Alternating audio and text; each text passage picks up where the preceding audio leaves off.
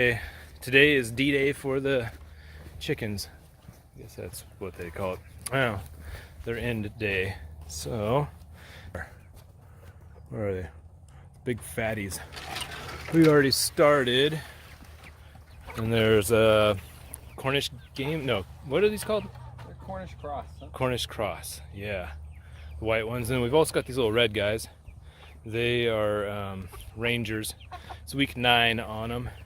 The Rangers are pretty small, but these guys are fat, where they barely walk around. But this is our kill setup. We had a bucket that was no good, turned it into a cone, screwed it on, threw a bucket underneath with a little bit of water in it.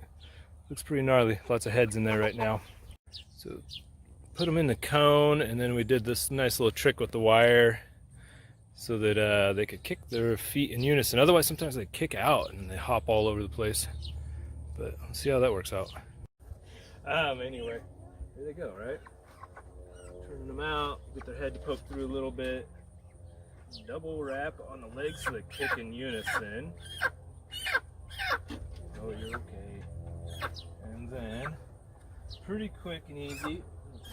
These guys want to peck so bad. And then just one click all the way through.